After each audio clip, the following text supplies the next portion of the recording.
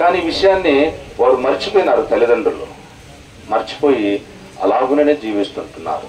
వారిద్దరూ జన్మించిన తరువాత ఏశావు వర్క్ ఏంటంటే, ఏశావు ఏం చేస్తున్నాడంటే వేటకు వెళ్తాడు. ఎప్పుడు చూసినా బాణం తీసుకుని ఎటు వెళ్తాడు, అడవుల్లోకి వెళ్ళిపోయి ఏదో ఒక జంతువుని కొట్టుకొని వచ్చి తినేసేస్తాడు అనమాట. అది ఏశావు పని. ఎప్పుడు చూసినా అరణ్యాల వెంట. మీలో కొంతమంది కూడా అలాగే ఉంటారుగా, ఎప్పుడు చూసినా ఉంటారు సెంటర్లల్లా రోడ్లు అమ్మటి అరిందాకాడ దానమ్మటి గోడమ్మటి కూర్చొని లేవట్లా.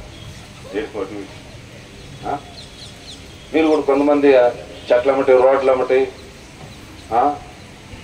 పాన్ షాపులు అమ్మటి కిల్లి కోట్లు అమ్మటి అటు ఇటు తిరుగుతారు కొంతమంది యవనస్తులు. మీరు కాదులే, సీనియర్స్ కొంతమంది. అలాగునే ఏశావు అరణ్యం వెంబడి తిరిగేటువంటి వాడు, అరణ్యాల వెంబడి వేటకు వెళుతూ ఉండేటువంటి వాడు, ఇంట్లో సరిగ్గా ఉండేవాడు కాదు. కానీ యాకోబు జీవితం ఎలాంటిదంటే, ఇంట్లోనే వాళ్ళ అమ్మ చేయి పట్టుకొని వాళ్ళ అమ్మను పట్టుకొని ఎక్కడుండేవాడు, ఇంటిలోనే ఉండేవాడు. సాధువుగా ఏం రాబడింది యాకోబు గురించి, సాధువై గుడారంలో ఉండేవాడు. కొంతమంది చిన్నపిల్లలు ఇంట్లోనే ఉంటారు ఎప్పుడు వాళ్ళ అమ్మతోనే. అన్నయ్య ఏమో పనికి వెళ్తాడు, తమ్ముళ్ళు ఏం చేస్తారు, ఇంట్లోనే కూర్చున్నారు. కొంతమంది ఆడపిల్లలు పని కూడా నేర్చుకుంటారు. ఎవరు, ఇంట్లో వాళ్ళు చక్కగా వంట చేస్తారు. చిన్నపిల్లలు వడ్డిస్తారు, వంట కూర చేస్తారు, అన్నం వండుతారు. వాళ్ళకి నువ్వు కూడా చేస్తావా? మంచిది, చేయాలే.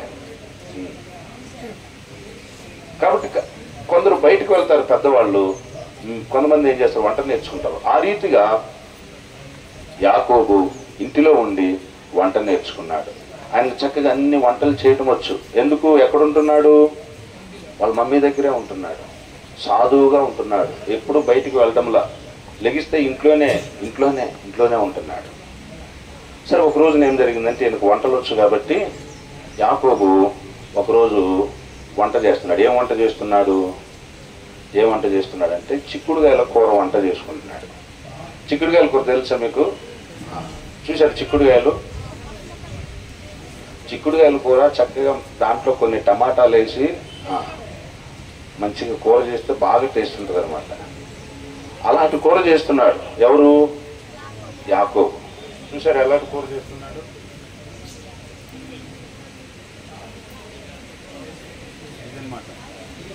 యాకోబు మంచిగా పొయ్యి వెలిగిచ్చేసి పొయ్యి మీద ఏం చేస్తున్నాడు, చిక్కుడుగాయల కూర వంట చేస్తున్నాడు. వంట చేస్తూ ఉంటుంటే ఏశావు వచ్చినాడు. అన్నయ్య, ఈయన ఏశావు అన్నమాట. ఈ అన్నయ్య వచ్చాడు, ఏశావు అన్నయ్య వచ్చి, తమ్ముడా యాకోబు, నాకు బాగా ఆకలిగా ఉంది, బాగా ఆకలిస్తుంది, కాబట్టి నాకు కొంచెం కొద్ది కూర ఇస్తావా అన్నాడు. నువ్వు వండుతున్నావు కదా కూర, ఎర్రగా ఉంది, చక్కగా ఉంది, నువ్వు వండుతున్న ఆ కూర నాకు కొంచెం ఇమ్మంటే. చూడండి, ఇక్కడ రెండు విషయాలు గమనించండి. ఏశావు అలా అడగడము పొరపాటే. అంటే యాకోబు కూడా దాన్ని అవకాశంగా తీసుకున్నాడు. అన్నయ్య కదా కూర అడగగానే ఏం చేయాలి, ఇచ్చేయచ్చు.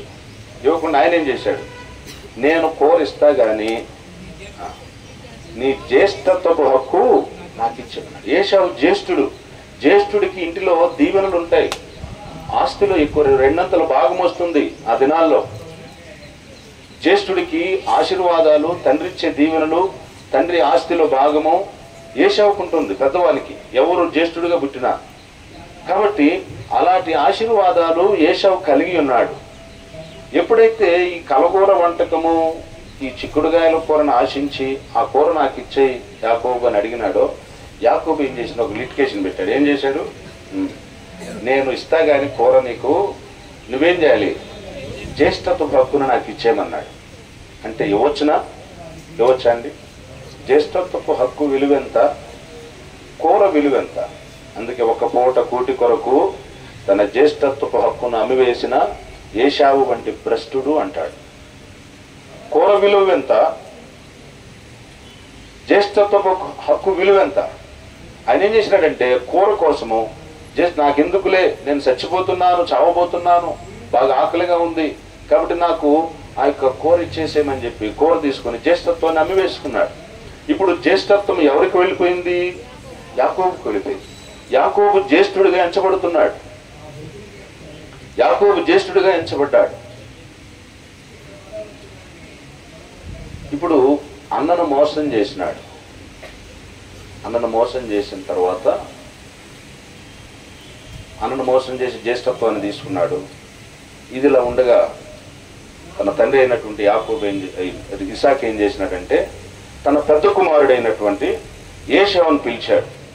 పెద్ద కుమారుడైన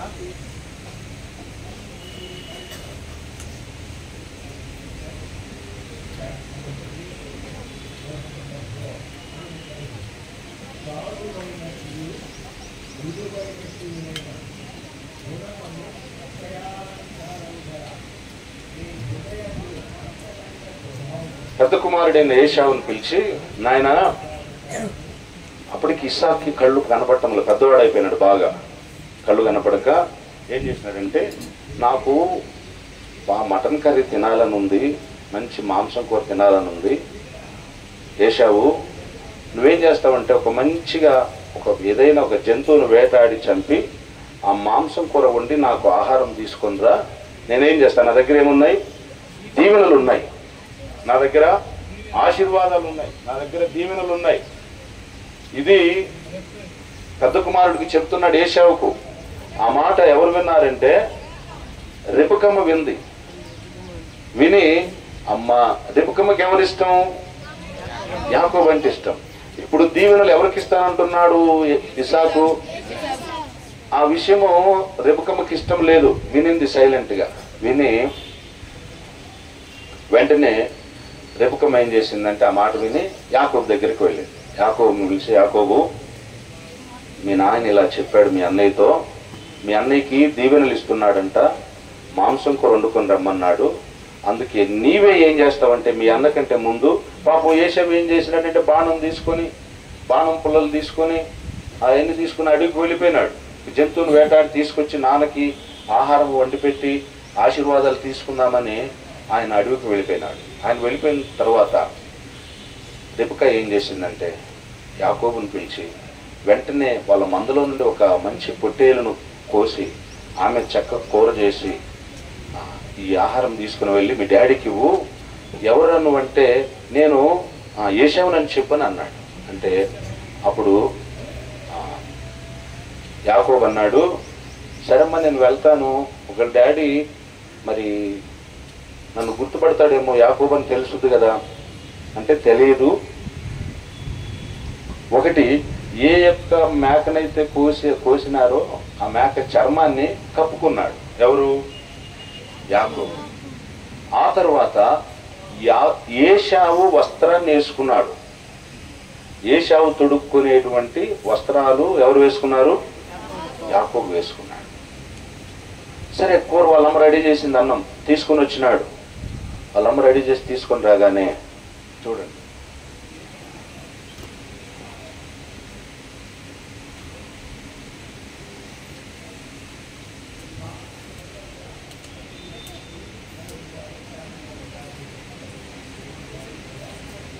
చక్కగా వాళ్ళ నాన్నగారి దగ్గరికి కూర వండుకొని తీసుకొచ్చినాడు. ఎవరు? యాకోబు వచ్చాడు. వచ్చి, నాయనా, ఇగో నువ్వు కూర తెమ్మన్నావు కదా, నేను కూర వండుకొని తెచ్చినాను, ఈ ఆహారాన్ని తిని నన్ను ఆశీర్వదించి అన్నాడు. అని అంటే వాళ్ళ నాన్న అన్నాడు, కనపట్లేదు కళ్ళు, ఎవరురా నువ్వు అని అడిగాడు. అడిగితే వాస్తవానికి వచ్చింది ఎవరు? యాకోబు. కానీ ఎవరినని చెప్పాడు? ఏశావునని చెప్పినాడు. నువ్వు ఏశావు, నిజంగా నువ్వు ఏశావేనా అంటే నేను ఏశావునే డాడీ అంటే తండ్రికి వాయిస్ గుర్తుంటుందిగా. ఆయన అన్నాడు, అరే నీ మరి చూస్తుంటే నీ గొంతేమో యాకోబు గొంతులాగా ఉందంటే అని అన్నాడు. అని అంటే లేదు నేను ఏశావునే అన్నాడు. అంటే ఇప్పుడు సరే దగ్గరికి రా, తడివి చూస్తాను అన్నాడు. దగ్గరికి వచ్చాడు, చేయి పట్టుకున్నాడు. అక్కడేముంది? అక్కడ మేక చర్మాన్ని కప్పుకున్నాడు, గొర్రె చర్మాన్ని. ఆ వెంట్రుకలు తగులుతున్నాయి. ఓహో, అప్పుడు అన్నాడు, చర్మం అయితే ఏశావులాగా ఉంది కానీ వాయిస్ మాత్రం యాకోబులాగా ఉందని. ఇంకా ఆయన కన్ఫర్మ్ చేసుకోవడానికి, ఈయన ఏశావా కాదని కన్ఫర్మ్ చేసుకోవడానికి ఏం చేసినాడంటే అతని దగ్గరికి తీసుకొని తన వస్త్రాలు వాసన చూసినాడు. ఎవరి వస్త్రాలు? యాకోబు ధరించుకో. కానీ అవి ఎవరు పోయి? ఏశావు. ఆ వస్త్రాలు ఏశావు వస్త్రాలు సువాసన, ఆ ఏమి వాసన వస్తుందో అది యాకోబుకి తెలుసు. ఆహా, అయితే ఏశావే అనుకొని యాకోబుని ఏం చేసినాడు? ఓ ఎన్ని దీవెనలు ఇచ్చినాడో, ఎన్ని ఆశీర్వాదాలు ఇచ్చినాడో, ఆశీర్వాదాలతో నింపివేసినాడు. యాకోబు దీవించబడ్డాడు. దీవించబడ్డ తర్వాత తల్లి దగ్గరికి వచ్చినాడు. ఇదంతా అయిపోయిన తర్వాత వాళ్ళ అన్నయ్య వచ్చినాడు. ఎవరన్నయ్య? యాకోబు అనే పేరు ఏంటి? ఏశావు. ఏశావు ఏం చేసినాడంటే కూర వండుకొని వచ్చాడు లేటుగా వచ్చి ఆ కూరనిచ్చి, డాడీ నువ్వు కూర వండుకొని తెమ్మన్నావు కదా, ఇగో వండుకొని తీసుకొని వచ్చినాను, నన్ను తిని నన్ను ఆశీర్వదించంటే ఒక్కసారిగా కలవరపడిపోయినాడు. ఆయన భయపడ్డాడు.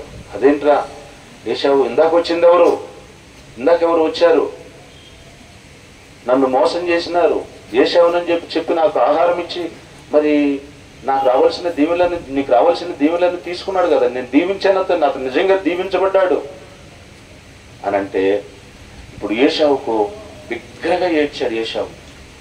ఇప్పుడు ఏశావు పాపం రెండోసారి మోసపోయినాడు. ఒకసారి తమ్ముడు ఏం చేసినాడు, ఒకసారి కూర కోసము జ్యేష్ఠత్వాన్ని తీసుకున్నాడు. రెండవది ఇప్పుడు తనకు రావాల్సిన దీవెనలను తన పేరు చెప్పి ఆ దీవెనలు కూడా ఎవరు తీసుకున్నారు? యాకోబు తీసుకున్నాడు. ఇంకా ఏశావుకు బాగా కోపం వచ్చేసింది.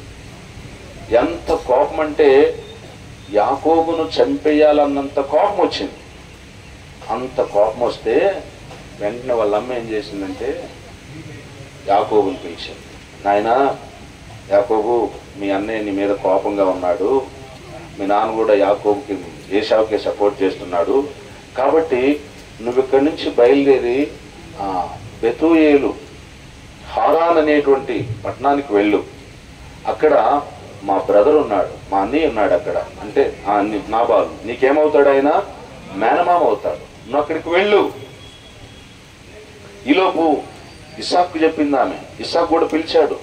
ఇస్సాకు కూడా పిలిస్తే ఇస్సాకు కూడా వెళ్ళినాయన అక్కడికి వెళ్ళి పెళ్లి చేసుకో, అక్కడున్న మీ మామ కూతురుని చేసుకొని రా అని చెప్పేసి ఇస్సాకు కూడా చెప్పినాడు.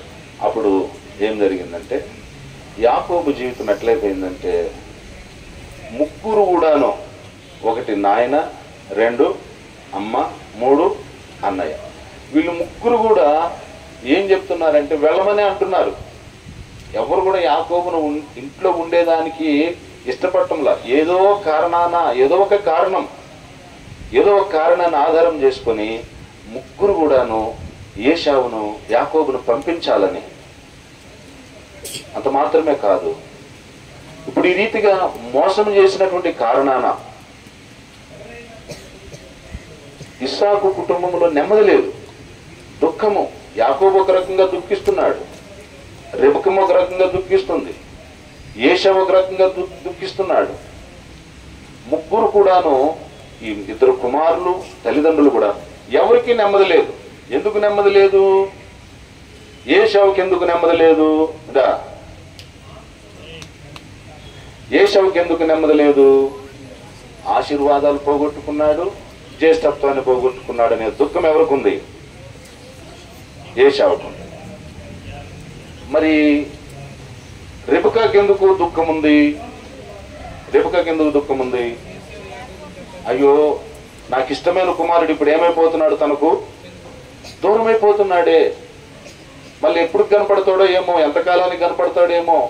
ఇప్పటిలాగా అప్పుడు వీడియో కాల్ చేసుకోవడం, అమెరికాలో కొడుకుతో కూతురుతో చూసుకున్న మాట్లాడు ఇవన్నీ లేవు. మళ్ళీ ఎప్పుడు కనపడతాడో ఏమో నా కుమారుడు అని, అయ్యో నా కుమారుడిని దూరం చేసుకుంటున్నానే, మళ్ళీ ఎంత కాలానికి నా కుమారుని నేను చూస్తానో అనేటువంటి చింత, దుఃఖములు ఎవరున్నారు? రెబెకా ఉంది.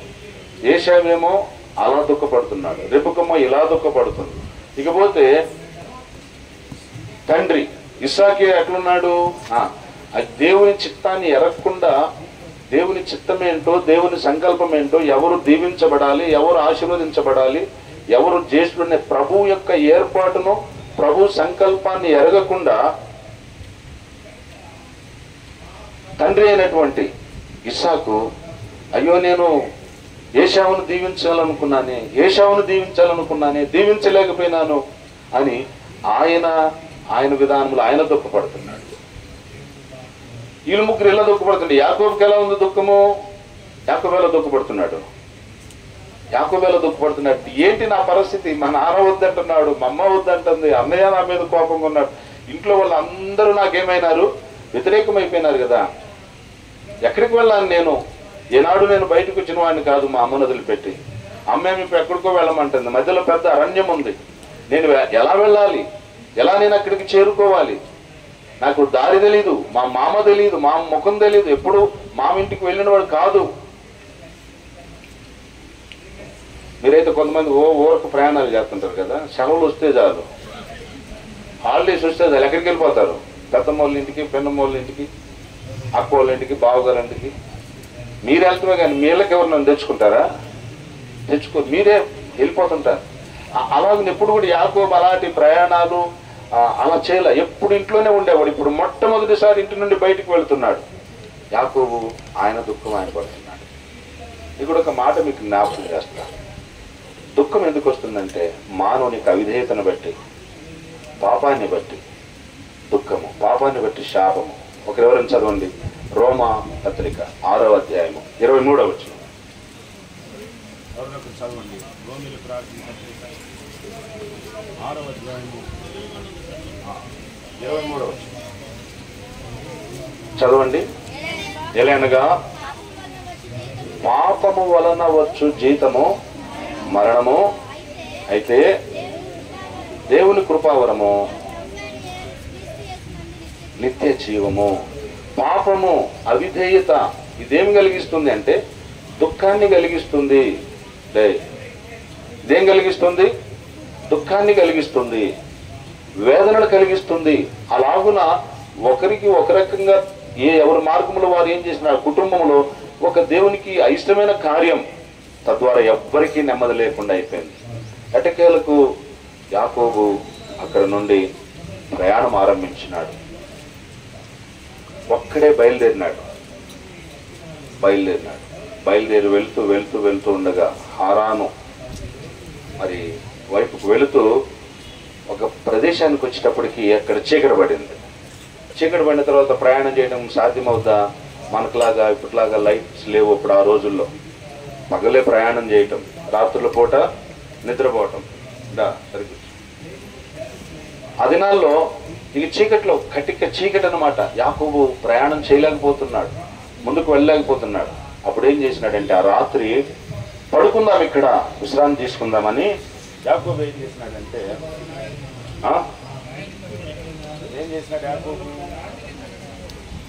చెట్లు కాదురా, అక్కడ కొన్ని రాళ్ళు ఉన్నాయి,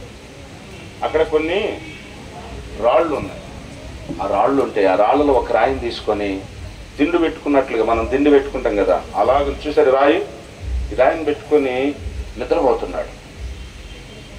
ఉంటుంటే మనకు కూడా కొన్ని కళలు వస్తాయి కదా. ఇక ఒక మంచి కళలు వస్తాయి, చెడ్డ కళలు వస్తాయా? కొంతమందికి ఎప్పుడు అంకులు దయ్యాల కళ వస్తుంది, అంకులు కళ్ళలోకి ఎప్పుడు దయ్యాలు వస్తున్నాయి, ఎప్పుడు చూడు దయ్యం కళ్ళే, ఎప్పుడు చూడు ఎప్పుడు పిచ్చి కళ్ళే, ఎప్పుడు మంచి కళలు రావు. ఎప్పుడన్నా మీకు దేవదూత కనపడిందా? దయ్యం కళలో మీకు కనపడింది? దేవదూత కనపడిందా? దేవుడు కనపడ్డా కళలో? ఎప్పుడు చూడు కళ్ళలోకి వస్తే దయ్యాలు, జంతువులు, పిచ్చి పిచ్చియే కానీ ఒక్కరు కూడా మంచి కళలు రావట్లే. కానీ యాకోబుకి ఏం కళ వచ్చింది తెలుసా? ఒక అద్భుతమైన కళ వచ్చింది. ఆ రాయిని తలగడగా చేసుకొని పడుకుంటే ఏంటిది ఆ కళ? ఆ కళలో ఏంటంటే ఒక నిచ్చెన భూమి మీద నుండి ఆకాశానికి, ఒక ఊహించండి ఒకసారి ఎంత అద్భుతంగా ఉంటుంది. ఆకాశం నుంచి మనం మామూలుగా చిన్న చిన్న నిచ్చెనలు ఉంటాయి కదా, అలాంటి నిచ్చెన భూమి నుండి ఆకాశానికి నిచ్చెన ఒకటే. చూస్తారా నిచ్చెన ఎంత చక్కగా ఉందంటే,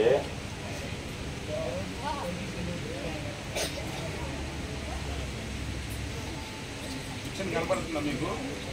వెనక భాగంలో నిచ్చెన. ఈయనకి కల వస్తా ఉంది, చక్కగా యాకోబు నిద్రపోయాడు. ఆ కలలో భూమి నుండి ఆకాశానికి వేయబడిన నిచ్చెన. ఆ నిచ్చెనకు పైన ఎవరున్నారు? దేవుడు ఉన్నాడు. ఆ నిచ్చెన మీద దేవుని దూతలు ఏం చేస్తున్నారు? ఎక్కుతున్నారు, దిగుతా ఉన్నారు. దేవుని దూతలు ఎక్కుతున్నారు, దిగుతున్నారు. చదవండి అన్నమాట. ఆది కాండము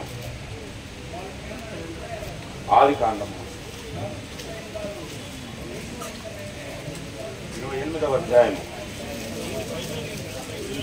ఆది కాండము 28వ అధ్యాయము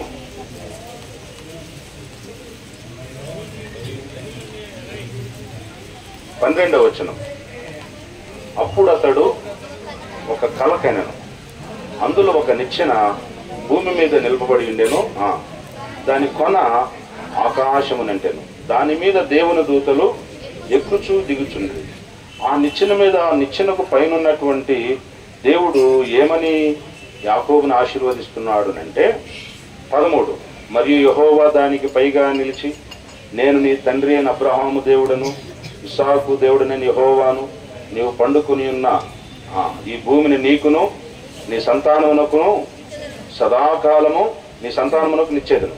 నీ సంతానము భూమి మీద లెక్కకు ఇసుక రేణువుల వలెనగును.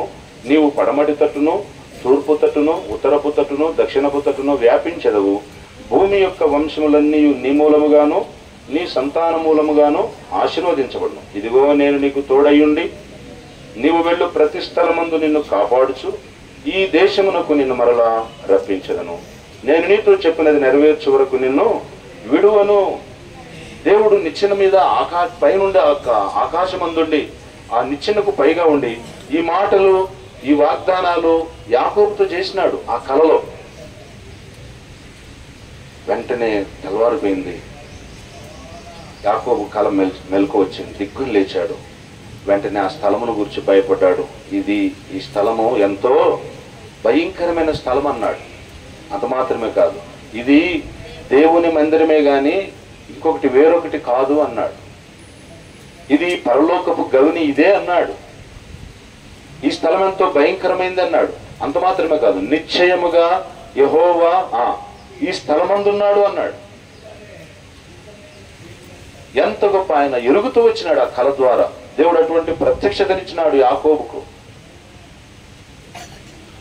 ఆ ప్రత్యక్షతను పొంది ఇంత గొప్ప దేవుడు నిచ్చెన, ఆకాశము నుండి భూమి మీదకి నిచ్చెన. ఈ నిచ్చెన మనకేం జ్ఞాపకం చేస్తుందంటే, ప్రియులారా, పరలోకపు ద్వారం యేసు ప్రభువారిని మనకు జ్ఞాపకం చేస్తుంది. యేసు ప్రభువారిని ఎందుకొరకంటే, ఏ రీతిగా పరలోకానికి ఏ రీతిగా యాకోబు కలలో నిచ్చెన ఆకాశానికి వేయబడిందో, ప్రభు యేసుక్రీస్తు వారు కూడాను పరలోకానికి వెళ్ళడానికి ఆయనే మార్గం. యోహాను సువార్త 14వ అధ్యాయం 6వ వచనం చదవండి ఎవరైనా. యోహాను సువార్త 14వ అధ్యాయము 14వ అధ్యాయం యోహాను సువార్త 6వ వచనం. యేసు నేను చదువునన్న. యేసు నేనే మార్గమును సత్యమును జీవమునై ఉన్నాను, నా ద్వారానే తప్ప కూర్చున్నా. యేసు ప్రభువారు పరలోకానికి నిచ్చెన. యేసు ప్రభువారి ద్వారానే ఏ రీతిగా దేవదూతలు పరలోకానికి ఎక్కుచూ దిగుచున్నారో, ఈ నిచ్చెన ఎవరంటే యేసయ్యే. ఆయనే పరలోకానికి మార్గం. ఆయన ద్వారానే తప్ప ఎవరు కూడా పరలోక రాజ్యంలోనికి ప్రవేశించలేరు. ఎవరు కూడా దేవుని రాజ్యంలోనికి చేరలేరు. యేసయ్య ద్వారానే పరలోకంలోనికి వెళ్ళగలం. కాబట్టి ప్రియులారా, ఇంకెవరైనా యేసు ప్రభు నమ్ముకుపోతే నమ్ముకోనండి. ఆయన ద్వారానే పరలోక రాజ్యం, ఇంకెవరి ద్వారా కూడా లేదు. ఆ రీతిగా కలొచ్చిన తరువాత ఆయన లేచినాడు. లేచి ఆ స్థలాన్ని గురించి అలాగుని చెప్పి ఏం చేసినాడంటే, తాను తలగడగా చేసుకున్నాడు కదా రాయి, ఈ రాయి ఉంది కదా, ఈ రాయిని ఏం చేసినాడంటే, ఆ రాయిని నిలబెట్టినాడు. తలగడగా ఉన్న రాయిని యాకోబు నిలబెట్టి దీని మీద నూనె పోసినాడు. నూనె పోసి దానిని అభిషేకించి ఏమన్నాడంటే, ఈ రాయి ఏమవుతుందంటే ఇది బేతేలు, ఈ రాయి దేవుని మందిరమగును అన్నాడు. ఆ రాతి కొన మీద నూనె పోసి దాన్ని నిలవబెట్టి, ఇది దేవుని మందిరము, ఇది దేవుని మందిరము, నేను నా యొక్క మామగారింటికి వెళుతున్నా, నేను వెళ్ళి చక్కగా నేను అక్కడ ఆశీర్వదించబడి దీవించబడిన తరువాత నేను మరలా క్షేమంగా మా నాన్నగారింటికి వస్తూ ఉంటుంటే ఆ దేవునికి నేనేం చెల్లిస్తా? 10వ భాగాన్ని ఇస్తానన్నాడు. కాబట్టి మీరు కూడా నేర్చుకోవాలి. ఏం నేర్చుకోవాలి? దేవునికి 10వ వంతు చెల్లించేది నేర్చుకోవాలి. 10వ భాగాన్ని, 10వ భాగం దేవుని మందిరములో దేవునింటికి తీసుకొని రావాలి. పెద్దవాళ్ళు ఎవరన్నా ఏంటి అన్న 10వ భాగం గురించి చెప్తున్నాడా అనుకోవద్దు. అక్కడ బ్రాకెట్లో పిల్లలకి 10వ భాగం గురించి వివరించమని ఉంది, అందుకు చెప్తున్నా. కాబట్టి పిల్లలు మీరు కూడా ఏం చేయాలి? దేవుడు మీకు 10 రూపాయలు దొంగతనం చేయటం కాదు, కష్టపడి కానీ అమ్మా నాన్న కానీ ఇస్తే ఆ 10 రూపాయల్లో 1 రూపాయి ఏం చేయాలి? దేవుని మందిరానికి ఇవ్వాలి. వారు దీవించబడతారు, ఆశీర్వదించబడతారు. మనకు కౌల్గేట్ ఆయన తెలుసు కదా, కంపెనీ, మనం పళ్ళు దొంగకుంటామే. ఆయన గారంట మొదట ఖచ్చితంగా 10వ భాగం చెల్లించాడంట. ఆయన కంపెనీలో వచ్చే దానిలో ఇంకా దీవించబడిందంట. తర్వాత సగం ఇచ్చాడంట, ఇంకా కంపెనీ ఆశీర్వదించబడిందంట. ఆ తర్వాత అంటే ఇది తిమోతి అంకుల్ చెప్తా ఉంటే విన్నా. ఆ తర్వాత ఆయనే 10వ వంతు ఉంచుకొని 90% దేవుడికి ఇచ్చేవాడంట. కాబట్టి మీరు కూడా చక్కని పాఠం నేర్చుకోవాలి. యాకోబు అలాంటి తీర్మానం చేసుకున్నాడు, నేను తిరిగి వచ్చేటప్పుడు ఈ దేవుని మందిరంను కట్టించి నేను 10వ వంతు ఏం చేస్తాను, ఇక్కడ చెల్లిస్తానన్నాడు. అన్న తర్వాత ఏం చేసినాడంటే మొత్తానికి ఇంక అక్కడి నుండి బయలుదేరి మామగారింటికి వెళ్ళాడు. మామగారింటికి వెళ్ళిన తర్వాత ఎన్ని సంవత్సరాలు ఉన్నాడంటే అక్కడ 20 ఏండ్లు ఉన్నాడు. ఎన్ని సంవత్సరాలు? 20 ఏండ్లు. 20 ఏండ్లుండి భార్యలు, పిల్లలు, పశువులు ఎంతగా దీవించబడ్డాడంటే చాలా గొప్పగా దీవించబడ్డాడు, ఆశీర్వదించబడ్డాడు. ఆశీర్వదించబడిన తర్వాత ఇప్పుడు ఒక్కడొచ్చినాడు ఎక్కడికి? మామ దగ్గరకు, హారానుకు. ఎంతమంది? యాకోబు ఒక్కడే వచ్చాడు. అక్కడికొచ్చి ఉండి 20 సంవత్సరాల్లో యాకోబుకు భార్యలు, తర్వాత ఎంతమంది కుమారులు? 12 మంది కుమారులు. ఆ తర్వాత బహుమంది పనివారు, దాసదాసీలు. అంత మాత్రమే కాదు, విస్తారమైన పశువులు, మందలు, గొర్రెలు, ఎడ్లు. ఎంత ఆస్తి అంటే ఒక గొప్ప సమూహంగా బయలుదేరినాడు.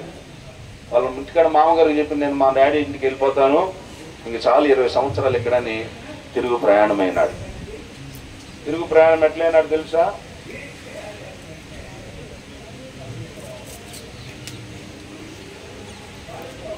ఆయన అక్కడ నుండి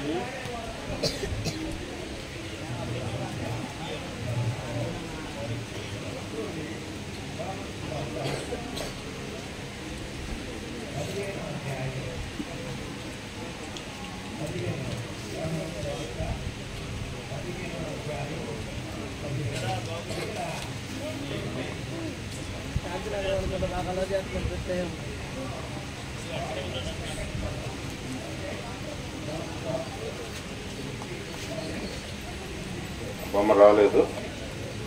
ఈయన తిరుగు ప్రయాణం అయిపోయినాడు. తిరుగు ప్రయాణమై వెళ్తున్నప్పుడు ఎబ్బోకు రేవు అని, అంటే మామ దగ్గరికి వచ్చినాడు. వాళ్ళ అమ్మా నాన్న చెప్పినట్లుగా వివాహం చేసుకున్నాడు. విస్తారమైన పశువులు, మందలు, భార్యలు, పిల్లలు. అసలు ఎంతమంది, ఎంత సంతానము, ఎంతమంది కుమారులు, ఎంతమంది పనివారు, ఎన్ని జంతువులు. అబ్బాబ్బా, అసలు మామూలు కాదు. పెద్ద సైన్యం బయలుదేరినారు.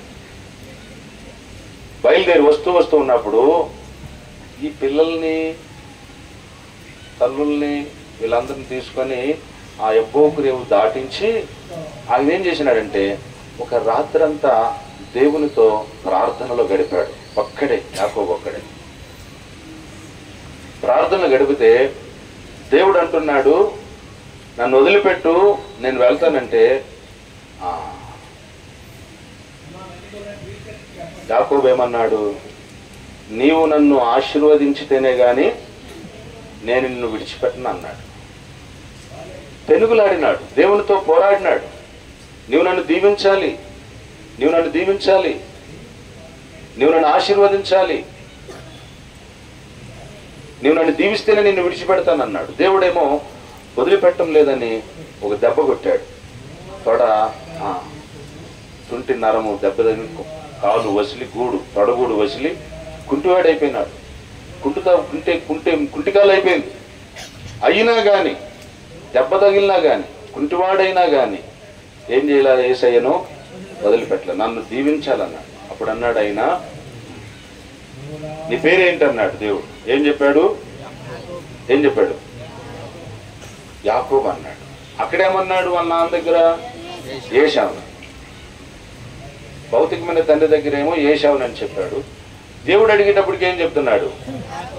యాకోబు అని ఒప్పుకున్నాడు. అప్పుడు దేవుడు ఏం చేసినాడంటే, ఇక మీదట నీ పేరు యాకోబు కాదు, నువ్వెవరు? ఇశ్రాయేలు. ఇశ్రాయేలు అంటే ఏంటి చెప్పండి? ఇశ్రాయేల్ అంటే అర్థం ఏంటి? దేవునితో పోరాడువాడు. చెప్పండి, ఇశ్రాయేలు అంటే అర్థం ఏంటి? దేవునితో పోరాడి గెలిచిన వాడు ఇశ్రాయేలు. ఇప్పుడు యాకోబు తన మోసం పోయింది, మార్చబడ్డాడు. ఏమైనాడు యాకోబు? నాన్న వినండి, ముగించేస్తా, టైం అయిపోయింది. యాకోబు ఏమైనాడు? మార్చబడ్డాడు అంటే మారు మనసు పొందినాడు. యాకోబుగా ఉన్నటువంటి తను ఏమైనాడు? ఇప్పుడు ఇశ్రాయేలుగా అయిపోయినాడు, మారిపోయినాడు. నీకు ఇప్పుడు దేవుడు దీవించినాడు. ఎంత దీవించినాడంటే దేవుడు ఇవ్వాలనుకున్న తండ్రి దీవెనలు, దేవుని దీవెనలు అసలు ఎక్కువైపోయినాయి యాకోబుకు. ఎంత సమృద్ధిగా దీవించబడ్డాడు. పిల్లలారా, మీరు కూడా దీవించబడాలి అంటే మీరు కూడా ఏం కావాలి చెప్పండి? మీరేం కావాలి? యాకోబు దీవించబడ్డానికి కారణం ఏంటంటే, యాకోబుగా ఉన్న తను ఏమైనాడు? ఇశ్రాయేలుగా మార్చబడ్డాడు. అంటే తన మోసము, తన పాపము, తన అవిధేయత అంతా పోయి దేవుడు ఏం చేసినాడు? అతన్ని మార్చివేసినాడు. ఇప్పుడు మీరు కూడా మార్చబడాలన్నా వద్దా? మార్చబడాలి. మరి మారారా? పిల్లలు మారినారా? మీరు ఇచ్చుకోటాలు, వరుసుకోటాలు, తిట్టుకోటాలు, సినిమాలు, సీరియళ్ళు, జబర్దస్తులు, షికార్లు, రోడ్లమ్మటి తిరగటాలు, చెట్లమ్మటి, పొట్లమ్మటి, గట్లమ్మటి, ఇవే చేస్తున్నారా? మారు మనసు పొందారా? ఇశ్రాయేలుగా మార్చబడ్డారా? నేను చివరిలో ఒక మాట చెప్పి ముగించేస్తా. మీరు గన మార్చబడకపోతే, మారు మనసు పొందకపోతే, హృదయాన్ని దేవునికి ఇవ్వకపోతే ఎప్పుడు చనిపోతామో తెలుసా? మనకి తెలుసా? తెలియదు. ఈ మాట జాగ్రత్తగా వినండి. నాన్న రే విను, జాగ్రత్తగా సీరియస్గా తీసుకోండి.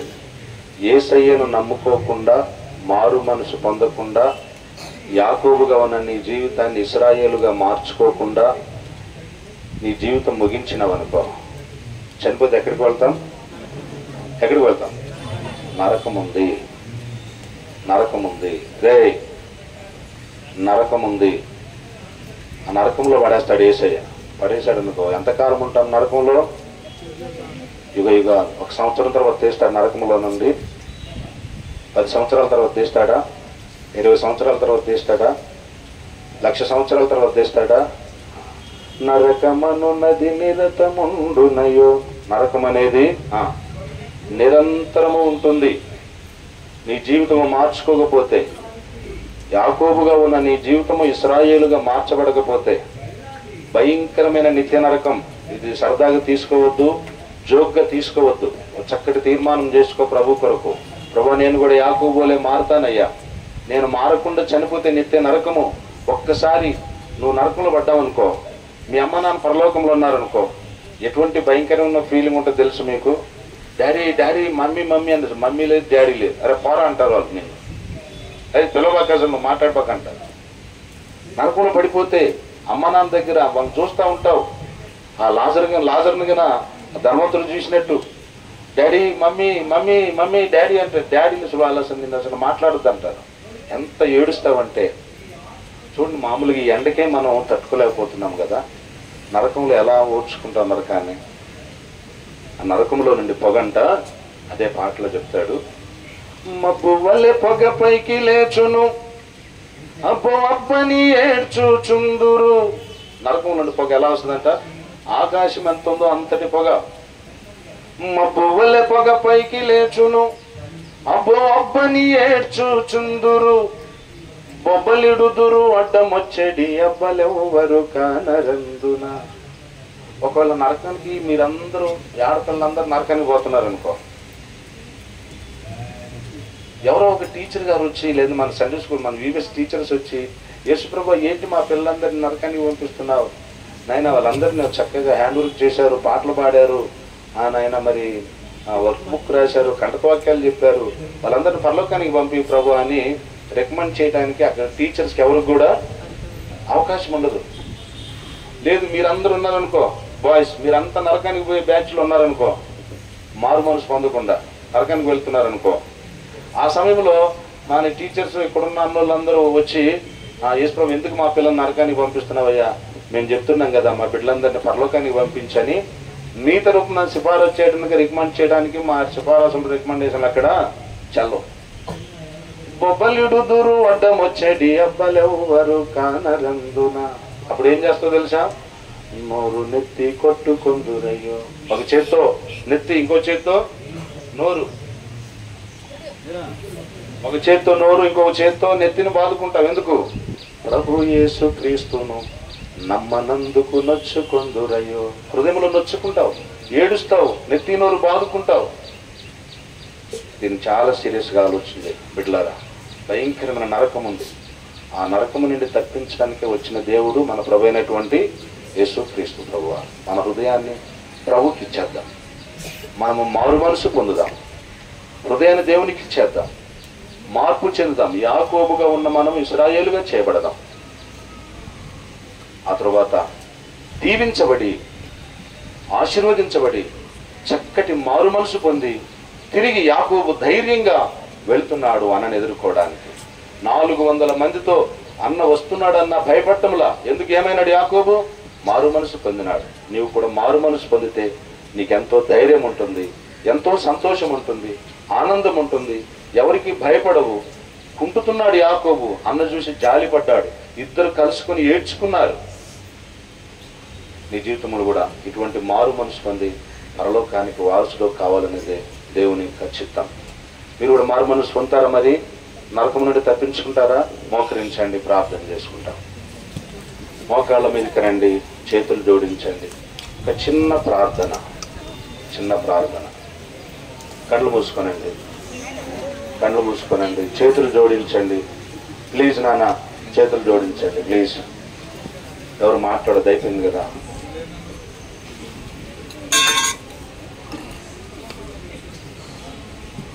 ఎవరు మాట్లాడద్దు, కళ్ళు మూసుకోనండి. నా వెంబడి చిన్న ప్రార్థన చెప్పండి. కళ్ళు మూసుకొని చేతులు జోడించండి. మోకాళ్ళ మీద నిలబడాలి పిల్లలు. మోకాళ్ళ మీద 2 minutes. కళ్ళు మూసుకునండి. ప్రేమగల యేసు ప్రభువా, మీకు వందనములు. నా జీవితము యాకోబు వలె మోసకరమైనది ప్రభువా. నేను అన్నను మోసం చేశాను, నాన్నను మోసం చేశాను, మా స్నేహితులను మోసం చేశాను, పాస్టర్ అంకుల్ని మోసం చేశాను, VBS టీచర్స్ని మోసం చేశాను. ప్రభువా, నన్ను క్షమించు, మారు మనసు దయచేయి. ప్రభువా, నేను మారకపోతే చనిపోయినప్పుడు యుగ యుగాలు ఆ భయంకరమైన నరకంలో కాలాలి అని తెలుసుకున్నాను. వద్దయ్యా, నరక శిక్ష నుండి తప్పించు. నా హృదయాన్ని మీ రక్తముతో కడిగివేయండి. నా దోషములు క్షమించండి. నన్ను ఇశ్రాయేలుగా మార్చండి. మార్చినందుకు మీకు వందనములు. నా హృదయములో మీరు నివసించండి. మీకు వందనములు. చిన్న ప్రార్థన యేసయ్య నామములో వేడుకొంచున్నాను తండ్రి. ఆమేన్. చిన్న ప్రార్థన హృదయములో చేసుకుంటే దేవుడు నిన్ను దీవిస్తాడు, నిన్ను ఆశీర్వదిస్తాడు. ప్రభు కొరకు నమ్మకంగా జీవించు. దేవుడు మిమ్మలను దీవించి ఆశీర్వదిస్తాడు. ప్రార్థన చేసుకుంటాం. మన చంద్రశేఖర్ అన్న ఒకసారి ప్రార్థన చేద్దాం. నా కళ్ళు తెరవద్దు, కళ్ళు తెరిచి చూడొద్దు. ప్రార్థనలు అలాగునే ఉండండి. చక్కటి తీర్మానం చేసుకునండి దేవుని కొరకు. మన కళ్ళు తెరవద్దురా, కళ్ళు తెరవద్దు. అయిపోయింది కదా. ఇంకా అంకులు వచ్చి చివరి ప్రార్థన చేస్తారు. మీరు మీ గ్రూప్స్కి వెళ్ళొచ్చు.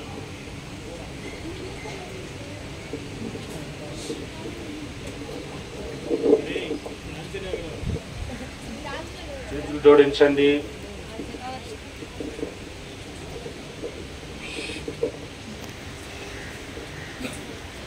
మహాప్రేమ గల పరిశుద్ధుడు అయిన, కృపా సత్య సంపన్నుడు అయిన, జీవాధిపతి అయిన, లోకరక్షకుడు అయిన, సమస్తమును సృష్టించి సృష్టికర్తమైన దేవా మీకే స్తోత్రాలు వందనాలు. ఈ ఉదయం సమయంలో దేవా కర్మేలు మందిర ఆవరణలో VBS 8వ దినమున మా అందరిని సమకూరుస్తూ వచ్చిన దాన్ని బట్టి స్తోత్రాలు వందనాలు. దేవా 8వ దినమున దేవా క్లాస్ తీసుకొనడానికి దైవజనులు జోబన్నను తండ్రి మీరు నిలబెట్టి మాట్లాడుతూ వచ్చిన దాన్ని బట్టి స్తోత్రాలు వందనాలు. యాకోబు తండ్రి మోసకరమైన జీవితంలో నుండి ధన్యకరమైన జీవితంలోనికి తను ఏ విధముగా మార్చబడుతూ దేవా మీ అందే మీ సన్నిధిలో మీతో పోరాడేవారుగా తను నిలబెడుతూ వచ్చినారు. అటువంటి జీవితం ఇక్కడ చేరువచ్చిన పిల్లలందరికీ దయచేయమని, ముందున్న సమయాన్ని ఆశీర్వాదకరంగా నడిపించమని, వర్క్ బుక్లో కూడా సహాయం చేయమని ప్రభువైన యేసుక్రీస్తు వారి నామమున స్తుతించి ప్రార్థించి వేడుకొంచున్నాను తండ్రి. ఆమేన్. ఓకేనా? డిస్కషన్ మీరు మీ గ్రూపులకు వెళ్ళండి. ఈరోజు ఎవరైనా కొత్త వారు వస్తే ముందుకు రండి. ఈరోజే ఫస్ట్ టైం, ఇవాళ కన్నా కొత్తగా వస్తే స్టూడెంట్స్ ఎవరైనా ఇవాళ వచ్చిన వాళ్ళు ఉంటే ముందుకు రండి. మిగిలిన వారందరూ మీ టీచర్స్ దగ్గరికి వెళ్ళండి.